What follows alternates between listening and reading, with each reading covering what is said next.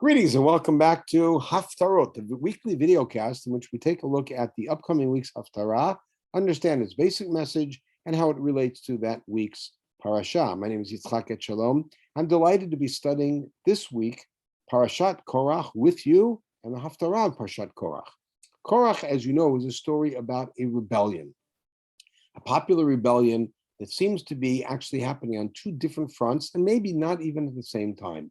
One of them is the rebellion of Korah, which is rebellion against Aharon and Moshe's naming Aharon as the Kohen Gadol, or something to do with the priesthood. And there is another rebellion led by Datan and Aviram, which is purely against Moshe and against his political and military leadership. However, this brings us to a similar type of story that we find in the Nevi'im, similar in the following way. When Moshe is accused of showing favoritism or of being corrupt as a leader, he comes in front of the people and he says, let anyone testify if there is anything that I have taken for myself. Lo chamor echad mehem lakachti. I have not taken one donkey that I could have used as a leader for myself. I bought it all by myself. I did not take advantage of the people. And we hear a similar call from somebody later on who is also challenged as a leader, but in very different circumstances. And that brings us to Shmuel Hanavi, otherwise known as Shmuel Haramati, because he comes from the town of Ramah.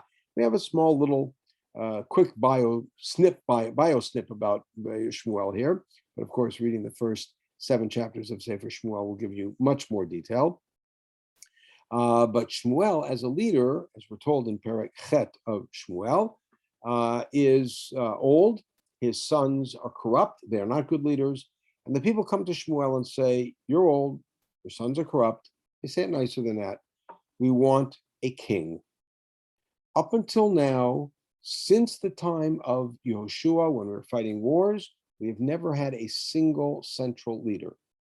We have had tribal leaders and leaders that were chosen because of the dynamic need on the spot to rebel against overlords, against oppressors, Gidon and Yiftach, etc.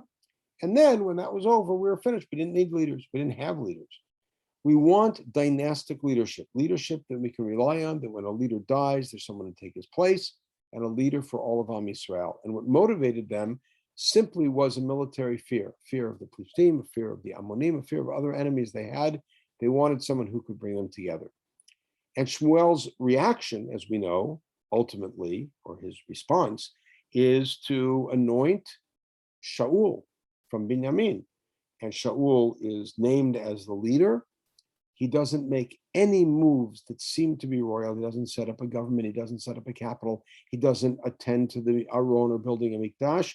And he seems to be a latter-day shofet of sorts. Shaul washes out. Famously, in the story of Amalek, which is another Haftara we have from Sefer Shmuel, which is on Parashat Zachor, and we looked at it then. And as a result of that, Hashem sends Shmuel to anoint David. And that, of course, is the beginning of the real monarchic dynasty. And that's the story of Shmuel. But let's see where it all begins. It all begins in Perek Chet, when they come to him and say, we want a king.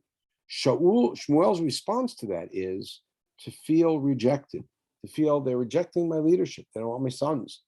And Hashem says to him, don't feel bad. They're not rejecting you, they're rejecting me. And Hashem equates their request for a king to their going after Avodah Zarah. But Hashem says, nonetheless, give them a king.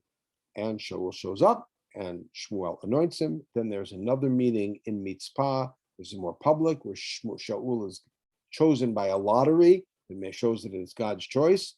And then we come to the third and final coronation of Shaul, which happens in this week's Haftara. But in the middle of this statement, of this ceremony, Shmuel calls all the people together here in the beginning of Perek Yod Bet.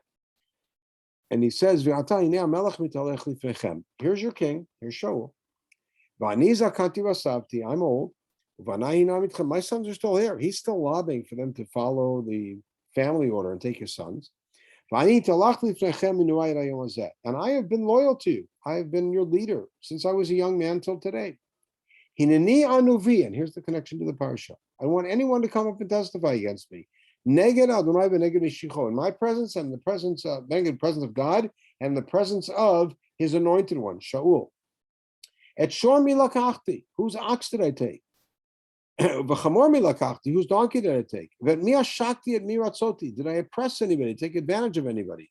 U'miyad mi lakachti chofer, did I take any bribes from anybody? And then turn my eyes, then I'll return it to you.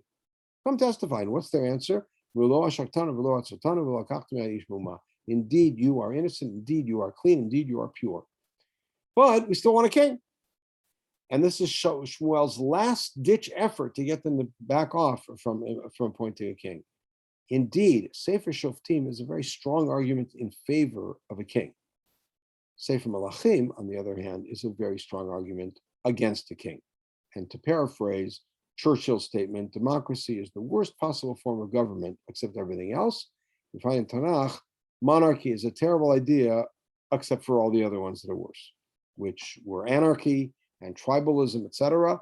And so this point at Shmuel is the transition from tribal living, the model of Yoshua and basically Shoftim, to monarchic living, a centralized government with a central power. And that all happens here in Shmuel. And because in the case of Shmuel, he pleads his innocence to the people, which they agree with, but nonetheless want a king, we read this as the Haftara to echo Moshe's calls, which actually remind the people that Moshe has been loyal, and ultimately Korah's rebellion fails. Of course, Korah's rebellion did not have God's blessing or imprimatur. The appointing of a king did. And there's the crucial difference. We should have a wonderful Shabbat and enjoy the Kriyat Torah, as upsetting and scary as it is, but it is very illuminating and enlightening. And of course, enjoy the Haftarah with its beautiful commitment of the people to God, and to make sure that the king will be somebody who will be loyal to God so that his kingdom may indeed persevere. We should have a Shabbat Shalom.